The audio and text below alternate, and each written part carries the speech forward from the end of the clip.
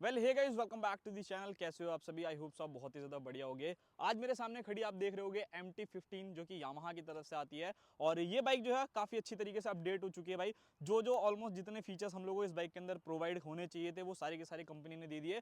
क्या 2025 में इस बाइक को परचेज करना एक अच्छे समझदारी वाली बात रहेगी? बिकॉज अगर आप लोग देखते हो ना, इस बाइक का प्राइस लगभग 2 लाख रुपए के आसपास में ये बाइक आपको कॉस्ट करती है। और उसी प्राइस रेंज में मैं अगर देखूँ तो थोड़ा सा अगर आप इंक्रीज करके अपने बजट को एक्सटेंड करते हो तो आप लोगों को NS 400 जैसी मशीन मिल जाती है। तो थोड़ा उससे कंपैरिजन करेंगे। बाकी इसके आने वाले सेगमेंट में लाइक NS 200 हो गई, ड्यूक 200 हो गई, और भी कुछ बाइक्स हैं जिससे इसका कंपैरिजन करने वाले हैं। तो प्रॉपर एक रिव्यू करते हैं कि क्या क्या चीजें इस बाइक के अंदर मिल जाती है। और अगर आप लोगों को इस बाइक का राइड रिव्यू चाहिए होगा तो वो भी आप मुझे कमेंट में बता देना। मैं पूरी कोशिश करूंगा कि मैं आप लोगों के लिए वीडियोस जो है वो डेफिनेटली बना दूं।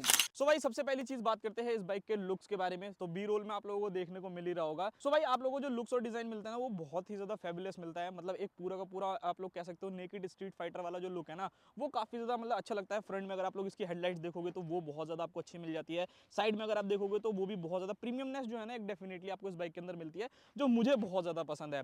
और कहीं ना कहीं यही सारी चीजें जो है वो लोगों को अट्रैक्ट भी करती हैं कि भाई इस बाइक की तरफ जाने में एक समझदारी है, या फिर मतलब ये लुक्स इस बाइक के अच्छे हैं। बिकॉज R15 और MT-15 का चलने का सबसे पहला अगर मेरे को जो रीजन लगता है वो आपका लुक्स ही है। उसके बाद माइलेज हो गई और बाकी सारी चीजें हो गई, तो वो चीजें हैं। सबसे पहले अगर मैं फ्रंट में बात करता हूँ तो भाई यहाँ पर आप लोगों को प्रोजेक्टर लाइट्स देखने को मिलती हैं जो कि काफी ज्यादा अच्छी काम करती हैं। वैसे तो अगर मैं बात करूँ, अगर बहुत ज्यादा अगर आप स्ट्रीट लाइट्स के बीच में चल रहे हो ना तब थोड़ा सा आप लोगों को हो सकता है कि ये डिमिनिश लगे, मतलब थोड़ी सी कम लगे, बट अदरवाइज काफी अच्छे काम करते हैं। यहाँ पर आपको प्रॉपर DRS देखने को मिल जाएंगे। और यहाँ पर अगर आप चेकआउट करोगे तो भाई जैसा कि आप सभी को मालूम होगा, जब MT-15 और R15 वर्जन 3 आई थी तो काफी लोगों की रिक्वायरमेंट थी कि भाई USD सस्पेंशन चाहिए और भी बहुत सारी चीजें थी। फिलहाल इस बाइक को अगर आप देखते हो तो इसमें मतलब ऑलमोस्ट सारी चीजें मिल जाती है। फ्रंट के अंदर 282 mm की आप लोगों को फ्रंट डिस्क देखने को मिलने वाली है, जो कि इसके मतलब सेगमेंट के हिसाब से भाई काफी अच्छी रहने वाली है। फ्रंट की ब्रेकिंग R15 उठा लो, MT-15 उठा लो, बहुत अच्छी है, बहुत ज्यादा सॉलिड है। टायर सेक्शन के बारे में बात करूं तो 180/70 इंच का आपको फ्रंट टायर मिलते हैं। रेडियल टायर फ्रंट में नहीं है, बट ग्रिप वाइज अगर मैं बात करूं स्टॉक टायर्स की तो वो भी काफी बढ़िया है। मतलब मजा आएगा आप लोगों को जब भी आप लीन करना चाहते हो। बिकॉज नेकेड बाइक्स है ना उतना लोग लीन नहीं करते, कॉन्फिडेंस नहीं आता। बट ये बाइक्स ऐसी है ना यार, मतलब ऐसी बिल्ड हुई है, ऐसी DNA इन बाइक्स में कि बहुत ज्यादा मजा आएगा। बिकॉज सुपर बाइक से इंस्पायर है MT-09 MT-07 से, तो वो चीजें हैं। फ्रंट में अगर आप देखते हो तो गोल्डन कलर के USD सस्पेंशन मिल जाते हैं। बाकी भाई ने थोड़े बहुत अलग से एसेसरीज भी लगवा रखी हैं, तो वो चीज़ आप लोग देख लीजिएगा। नेक्स्ट चीज़ के बारे में बढ़ते हैं जो कि इस बाइक का रहने वाला है इंजन। यहाँ पर अगर आप इंजन देखते हो तो भाई ये इंजन आपको मिलता है एक 155cc का इंजन। अब कहने में आप लोग ऐसा लगेगा 150cc की बाइक है, बट भाई ये चीज़ें ऐसी ऐसी करती है ना कि भाई आप लोग भी शॉक्ड हो जाओगे। जहाँ पे आपको पावर चाहिए वहाँ पे पावर भी मिलेगी, और जहाँ पे आपको माइलेज चाहिए वहाँ पे माइलेज भी मिलेगी। तो इस बाइक के अंदर आपको 18.1 bhp का मैक्सिमम पावर और 14.1 न्यूटन ऑफ टॉर्क जो है वो आप लोगों को ये बाइक जनरेट करके दे देती है विद 6 स्पीड गियर बॉक्स। तो भाई यहाँ पर भी कोई कॉम्प्रोमाइज नहीं है कि आप लोगों को 155cc की बाइक है तो 5 स्पीड का गियर बॉक्स दे रखा है, ऐसा कुछ नहीं है। ऑलमोस्ट बहुत ज्यादा चीजें जो हैं वो आपको बहुत प्रीमियम इस बाइक में मिलती हैं, बिकॉज ये प्रीमियम सेगमेंट की बाइक है 155cc होने के बावजूद भी। बाकी यहाँ पर अगर आप देखोगे तो नीचे की तरफ आपको क्या कहते हैं काउल देखने को मिल जाता है। वहीं अगर मैं पीछे की तरफ आकर के बात करूँ तो यहाँ पर अगर आप देखोगे तो रियर में आपको मोनोशॉक एब्जॉर्बर्स मिलेगा। और इवन इस बाइक के अंदर अगर आप देखोगे ना तो एल्यूमिनियम स्विंग आर्म मिलता है भाई। एक तो लाइट वेट है और मजबूत भी बहुत ज्यादा है, तो लाइट वेट बनाने के लिए भाई एल्यूमिनियम का यूज किया गया है यहाँ पर। और देखने में ना काफी मतलब ऐसा मैं कह सकता हूँ कि पूरी की पूरी एक छोटी सुपर बाइक ही ये बाइक रहने वाली है। एग्जॉस्ट जो है वो काफी बड़ा मिल जाता है। एग्जॉस्ट नोट वैसे यामाहा की बताऊं तो पर्सनली मुझे पसंद नहीं है जब तक एग्जॉस्ट ना लगे। लाइक आप R15 ले लो या MT ले लो, क्योंकि रेविंग इंजन हैं तो भाई आपको एग्जॉस्ट लगवाना पड़ेगा। अदरवाइज अगर मैं आप लोगों को एक बार साउंड भी सुना दूंगा, ऐसा बहुत ज्यादा अच्छी नहीं है, ठीक है, एवरेज जैसे नॉर्मल बाइक्स की होती है ना उस टाइप की आपको मिलती है। रियर में अगर मैं आता हूँ तो 220 mm की आपको रियर डिस्क देखने को मिलती है। देखो डिस्क ब्रेक की जो साइज है वो वैसे तो मतलब 155cc के हिसाब से बनाई गई है, बट ब्रेकिंग फीडबैक उतना अच्छा नहीं है जो मेरे को पर्सनली लगता है। भाई आप लोग देख लीजिएगा आपको कैसा लगता होगा। बाकी यहाँ पर अगर मैं बात करूँ टायर के बारे में तो यहाँ पर आपको 140/70 इंच के आपको टायर मिलते हैं जो कि रेडियल रहने वाले हैं। और टायर्स ग्रिप वाइज अच्छे हैं, कोई दिक्कत नहीं है भाई, बहुत मजा आएगा। अगर आपको अपग्रेड कराने की कोई जरूरत पड़ती है तो आप अपग्रेड करा सकते हो, बट एनीवेज मेरे हिसाब से जो है वो बहुत ज्यादा बढ़िया रहने वाली है। पीछे की तरफ बात करूँ तो यहाँ पर अगर आप टेल लाइट देखोगे तो वो आपको LED देखने को मिलेगी। इंडिकेटर्स यहाँ देखते हो तो वो भी आपको प्रॉपर LED देखने को मिलती है। तो ऑल LED सेटअप इस बाइक में आता है। जब शुरू में आई थी तब नहीं आता था, बट अभी आप लोगों को सारी चीजें जो है ऑलमोस्ट ऑल LED सेटअप के साथ देखने को मिल जाती हैं। और वहीं अगर मैं बाकी सारी चीजों के बारे में बात करूं तो भाई सबसे पहले मैं आपको इंस्ट्रूमेंट क्लस्टर दिखाना चाहूंगा। एक बार आप इधर आ जाओ।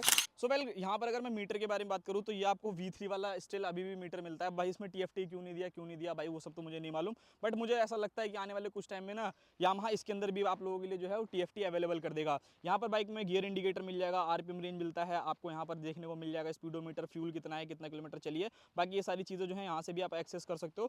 तो ये सारी चीज़ें, और इसके अंदर आपको ट्रैक्शन कंट्रोल भी इवन देखने को मिल जाता है। तो वो सारी चीज़ें काफ़ी बढ़िया रहने वाली है। बाइक के अगर मैं फ्यूल टैंक के बारे में बात करूँ तो 10 लीटर का आप लोगों को बाइक के अंदर फ्यूल टैंक देखने को मिलने वाला है। और ठीक है, है, क्योंकि इसकी एवरेज अच्छी है ना, तो 10 लीटर से ऐसा आपको ज़्यादा फर्क नहीं पड़ेगा।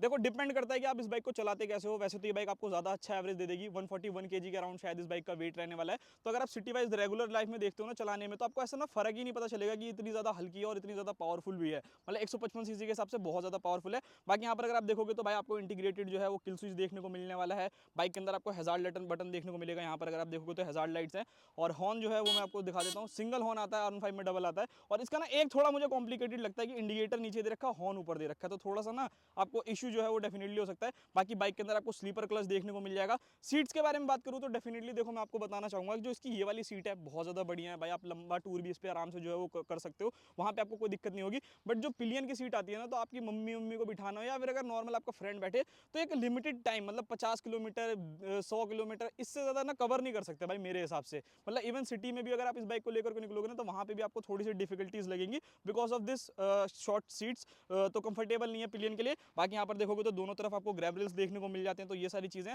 बाकी मैं एक बार एग्जॉस्ट नोट आपको सुना देता हूँ कि एग्जॉस्ट नोट जो है वो कैसी रहने वाली है। जैसा मैंने पहले बोला सिंपल सी है, ज़्यादा अच्छी नहीं है।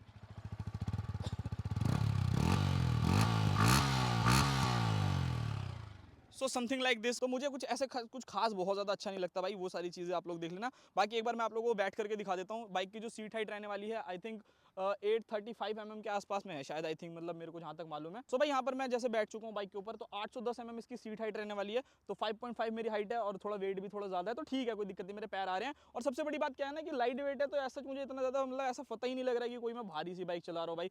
मतलब ईजिली आप इसमें व्हीली व्हीली भी मारना चाहो ना, वो सारी चीज़ें जो है वो डेफिनेटली कर सकते हो। सो वेल गाइस, बाइक के अंदर अगर आप देखते हो तो आपको डुअल चैनल ABS भी मिल जाता है, जो कि सेफ्टी के लिए बहुत ज़्यादा ज़रूरी है भाई। और माइलेज की बात करूँ तो देखो भाई, आप लोगों के ऊपर डिपेंड करता है कि आप इस बाइक से माइलेज कितनी निकाल सकते हो। अगर इसे आप 6000 RPM के अंदर रखोगे तो आप लोगों को आराम से 40-45 की एवरेज दे देगी। इवन बहुत से लोग ऐसे हैं जो 50-50 की एवरेज निकाल लेते हैं, और कुछ लोग मेरे जैसे भी R15 लेके भी 35-33 की एवरेज निकाल रहे हैं। तो वो डिपेंड करता है कि आप लोगों को चीज़ों को कैसे मतलब समझना है, कैसे आप अपनी बाइक को चलाते हो, तो वो सारी चीज़ें आप लोगों को मिल जाएंगी। बाकी भाई अब मेन क्वेश्चन निकल करके आता है कि भाई अगर मैं इस बाइक का कॉम्पिटिशन करूँ ड्यूक 200 NS 200 से और उसी के साथ बाकी बाइक से, तो सबसे पहली चीज़ थोड़ी थोड़ी धीरे धीरे क्लियर करता हूँ। अगर आप लोग देखते हो भाई NS 200 से, भाई वहाँ पर आप लोगों को थोड़ी सी चीज़ें ना प्रीमियम नहीं मिलेंगी, बट डेफिनेटली वहाँ पर आपको पावर जो है वो ज़्यादा मिलेगी, और इस बाइक से सस्ती है। 1,80,000 1,82,000 रुपये में आपको वो ऑन रोड मिल जाएगी। तो वैल्यू फॉर मनी अगर आपको प्रोडक्ट लेना है तो आप NS 200 की तरफ जा सकते हो। पावर आपको अच्छी चाहिए, थोड़ा सीट कंफर्ट अच्छा चाहिए, उस कंडीशन में आप उस बाइक की तरफ जा सकते हो। ड्यूक 200 के बारे में बात करूँ तो न्यू TFT डिस्प्ले भी भाई उस बाइक के अंदर आ गई है। वो बाइक उन लोगों के लिए बनी है जिन्हें 200 सीसी की ना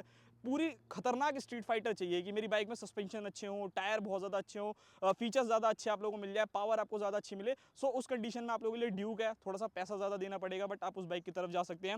N250 के बारे में भी बात कर लेते हैं, बिकॉज काफ़ी लोगों का कहना है कि भाई N250 भी एक काफ़ी ज़्यादा अच्छा सौदा है भाई। मुझे लग रहा है NS से भी सस्ती आती है आप लोगों को। इसको छोड़ करके 250 सीसी का इंजन मिलेगा आपको, रेगुलर 2 बंदों को लेकर के चलना होता है, उस कंडीशन में ज़्यादा बेटर है। सिटी में अगर आप लोगों को चलानी है तो उस कंडीशन में आप लोगों को ज़्यादा मजा आएगा, बट उसके साथ आपको थोड़ी सी हीटिंग और वाइब्रेशन जो है वो फेस करने को मिलेगी, जो कि इस बाइक के साथ नहीं करने को मिलेगी। ऐसा नहीं है कि वाइब्रेशन नहीं है, बट लॉन्ग टर्म में भी अगर 10-12 हज़ार किलोमीटर भी चला दोगे ना, तो मिनिमल सी है कि आपको इतना ज़्यादा फर्क नहीं पता चलेगा कि भाई ऐसी कोई दिक्कत है या हीटिंग इशूज इसमें डेफिनेटली बिल्कुल भी नहीं आता भाई। तो वो सारी चीज़ें जो है वो देख लेना। अब मेन क्वेश्चन निकल करके आता है NS 400 से भी बहुत ज़्यादा लोग करते हैं। अब ये बाइक आपको ऑन रोड देखने को मिलने वाली है भाई 2 लाख रुपए में। वो बाइक आप लोगों को पड़ेगी 2,35,40 हज़ार रुपए के आसपास में। तो क्या 40-45 हज़ार रुपए एक्स्ट्रा लगाने चाहिए? तो अगर आप लोगों की रिक्वायरमेंट माइलेज नहीं है, लुक नहीं है, तो डेफिनेटली आप उस कंडीशन में उस बाइक की तरफ जा सकते हो, अपने 40 हज़ार रुपए खर्च कर सकते हो। आपको पावर बहुत ज़्यादा अच्छी देखने को मिल जाएगी, फीचर इससे भी थोड़े एडवांस लेवल के आप लोगों को उस बाइक के अंदर मिलेंगी, ब्रेकिंग बहुत ज़्यादा सॉलिड मिलेगी। ऑब्वियस सी बात है 400 सीसी की बाइक है तो भाई वो चीज़ें करनी पड़ेंगी।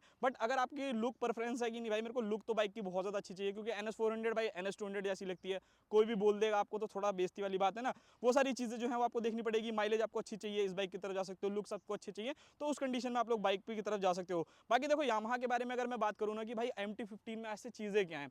सबसे पहली चीज़, सपोज करो कि आप लोग एक बाइक ले लेते हो, आपको रोज़ ऐसे चाहिए कि मेरे को ना सिटी भी वो कंप्लीट कर दे, मैं एक स्टूडेंट हूँ, मेरे को रोज़ाना जाना आना हो वो भी कंप्लीट कर दे, सर्विस कॉस्ट भी ठीक ठाक 1100-1200 रुपये के आसपास में आ जाए, तो उस कंडीशन में ये बाइक एक ज़्यादा बेटर है। और सबसे बड़ी चीज़ कि अगर आप एक कॉलेज स्टूडेंट हो तो भाई आप अपने मम्मी पापा को बोल करके लोगे बाइक, या मतलब कोई खुद से भी खरीदता है, उसे चाहिए कि भाई मुझे लॉन्ग टर्म के लिए बाइक चाहिए कि इंजन में कोई खराबी वराबी ना है, तो उस कंडीशन में बाइक ज़्यादा बेटर रहने वाली है। सो यही था पूरा का पूरा वीडियो। आई होप आप लोगों को वीडियो पसंद आया होगा, रिव्यू पसंद आया होगा भाई। अगर आप लोगों को रिव्यू पसंद आया तो लाइक सब्सक्राइब जरूर करना। बाकी अगर आप में से भी कोई ओनरशिप देना चाहते चाहता है या कोई भी देना कुछ भी अपनी बाइक के बारे में डिटेल देना चाहता है तो आप मुझे कॉन्टैक्ट भी कर सकते हो, इंस्टाग्राम पे भी मैसेज कर सकते हो। बाकी इसका एक राइड रिव्यू भी लेकर के आऊँगा। मिलते हैं किसी और नेक्स्ट वीडियो में, तब तक के लिए बाय बाय। होप्स आपको वीडियो पसंद आई होगी।